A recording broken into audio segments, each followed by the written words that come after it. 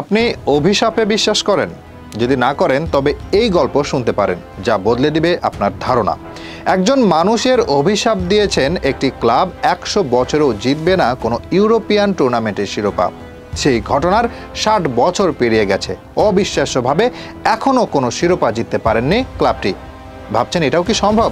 হ্যাঁ, এটাই ঘটেছে ডি মারিয়ার ক্লাবের সাথে। বাকিটা শুনবো প্রতিবেদনে। অদ্ভুত এই দুনিয়ায় কত আজব আজব ব্যাপার ঘটে থাকে, তেমন এক অদ্ভুত ব্যাপার ঘটেছিল ডি মারিয়ার ক্লাব বেনফিকার সাথে। তবে কি ঘটেছিল সেদিন তা জানতে হলে যেতে হবে অনেক পেছনে। সময় 1958 সাল। সেই সময় এফসি পোর্তোর কোচ ছিলেন বেলা গাটম্যান। প্রথম মৌসুমে ক্লাবকে লিগ শিরোপা জেতানোর পরের মৌসুমে তিনি যোগ দেন ক্লাব রাইভাল বেনফিকায়, যারা পর্তুগালে এতদিন সাফল্য পেলেও ইউরোপিয়ান মঞ্চ সুবিধা করতে পারেননি। তবে বেলা গাটম্যান এসেই বদলে দেন ভাগ্য।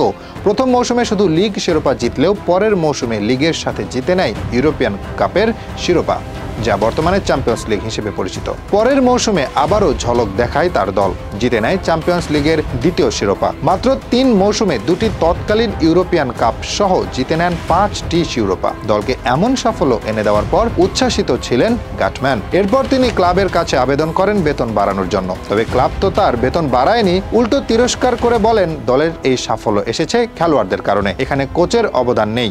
ব্যাপারটা ভালো লাগেনি তার। সে সময় শুধু চাকরি ছেড়ে আসেনি, দিয়ে আসেন অভিশাপ। তিনি বলেন ক্লাবটি ভবিষ্যতে সাফল্য পেলেও আগামী 100 বছরেও জিতবে না কোনো ইউরোপিয়ান শিরোপা। তার এই কথা কেউ তখন গুরুত্ব না দিলেও কি ঘটতে চলেছিল সেটা কেউই কল্পনাও করেনি। কোচের বিদায়ের পরের মৌসুমে ইউরোপিয়ান কাপের ফাইনালে ওঠে তারা। প্রথমবারের মতো হেরে যায় এসি মিলানের কাছে, সেই হারও গুরুত্ব দেয়নি কেউ। 1965 সালে আবারও ফাইনালে ওঠে তারা, এবার হেরে বসে ইন্টার মিলানের কাছে। 1968 সালের ফাইনালে হেরে বসে ম্যানচেস্টার ইউনাইটেডের কাছে। টানা 2 জয়ের পর তার অভিশাপ, এরপর টানা 3 হার। এবার ভয় জেকে বসে অনেকের মনে, ভাবতে শুরু করে তার অভিশাপ বুঝি সত্যিই কাজে লেগে গেল। ক্ষমা চাইতে যান অনেকে, তবে তিনি তার কথাই ছিলেন অনড়। সাফ জানিয়ে দেন আগামী 100 বছরের আগে কোনো ইউরোপিয়ান শিরোপা না। এরপর 1981 সালে মারা যান বেলা গাটম্যান। অনেকে ভেবেছিল তার মৃত্যুতে যদি এই অভিশাপ মুক্ত হয় ক্লাব। 1988 সালে আবারও ফাইনাল, আরও এক পরাজয়। 1990 সালে আরও এক ফাইনাল, আরও এক পরাজয়। এবার তারা সত্যিই বিশ্বাস করে নেয় তার অভিশাপ লেগে গেছে। তাই তো তিনি মারা যাওয়ার পরেও এখনো প্রতি বছর তার কবরের কাছে ফুল দিয়ে শ্রদ্ধা জানায়